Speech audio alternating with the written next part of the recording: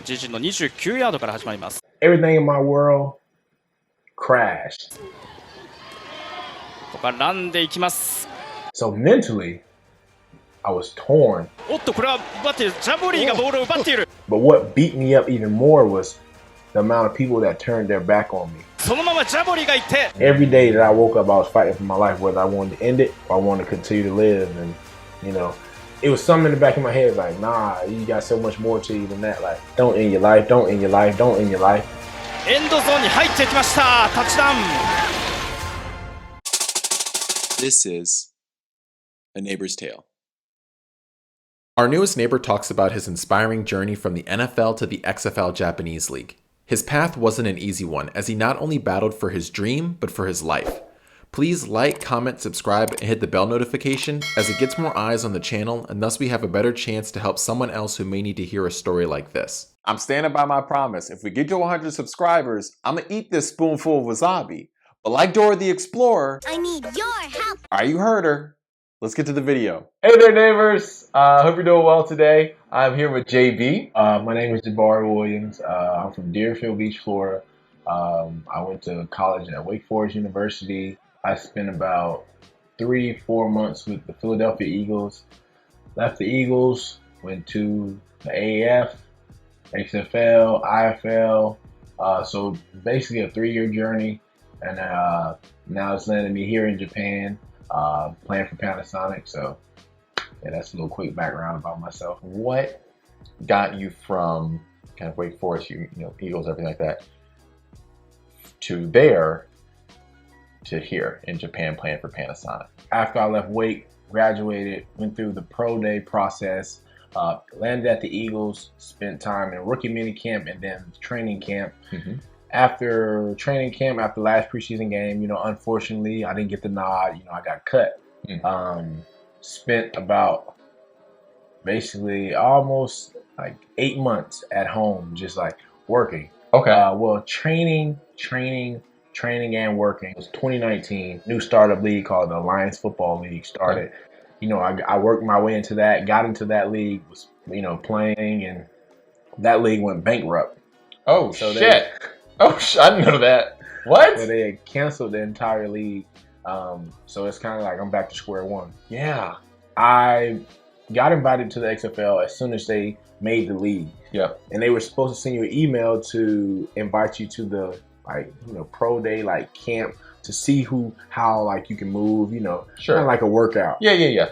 So they actually spelled my name wrong. Right. So I didn't get that email. So I thought maybe I just didn't get an invite. At this point, I'm starting to think like it's time to use your Wake Forest degree. Like, Jaboreè, hey, you know, that's what you went to Wake for. So I'm on a cruise in the Bahamas. My agent called me and was like, you never received your invite? I was like, no. Like, yeah. He's like, let me call, because this is a week before this workout that's in Tampa from my area. Like, let me call. So he calls. If I figure it out, they spelled my name wrong.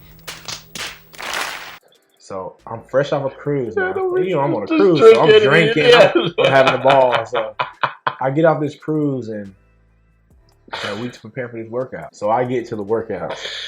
I'm about 10, 11 pounds over than what I was in college. Okay. But I can still move the same. Sure. I killed the L drill, killed the 5-10-5.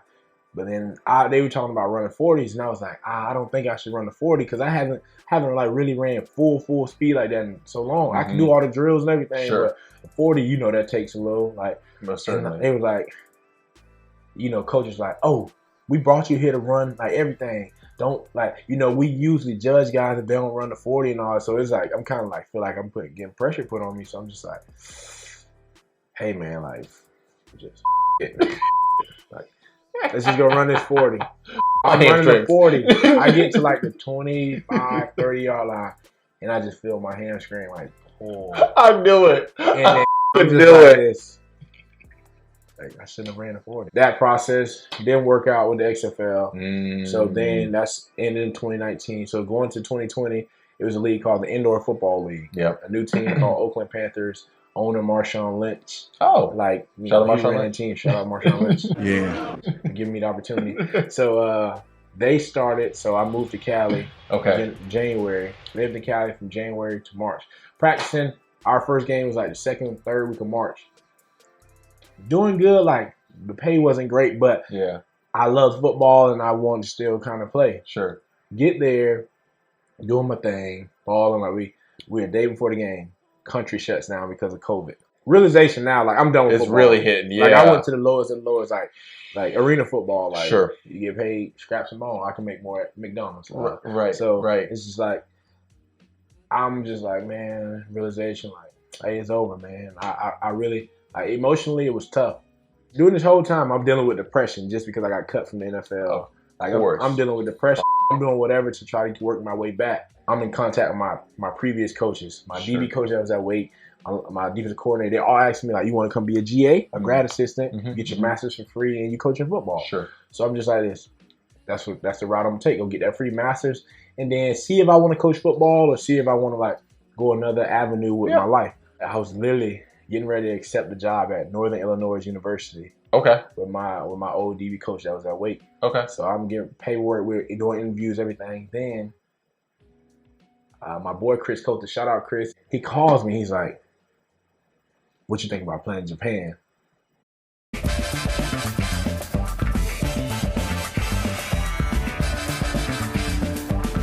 Now I'm like, respect Japan. I love Japan. Of course.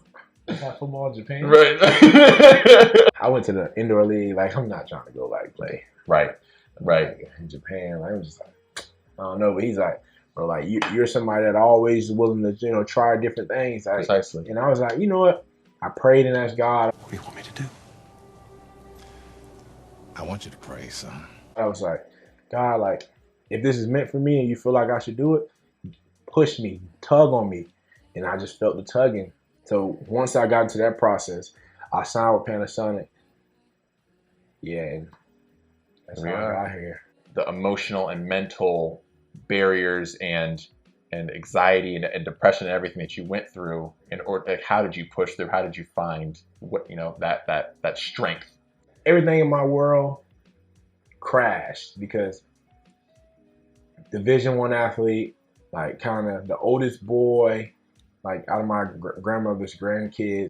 So like everybody was like, "Oh, like you're gonna make it to the NFL." I've always been talented, like football wise. So everybody, it kind of that pressure, everybody else that weight on my shoulder, like.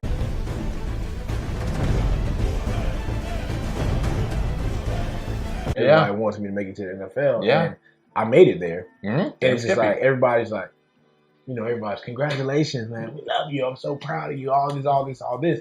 And it's just like mentally, I have never in my life, I don't think, ever heard the word no. So mentally, I was torn. But what beat me up even more was the amount of people that turned their back on me. And everybody's like, "Oh, what happened to you in the Eagles?" And it was like, I was so embarrassed. I wouldn't even go to the barbershop. I grew up a Christian, grew up in the church. My family's Christian. I gave up on God. I really was pissed with God. I was like, I worked so hard. I did everything the right way. I didn't cut any corners. Yep. And you take me there, and then you take me there, and then I get cut.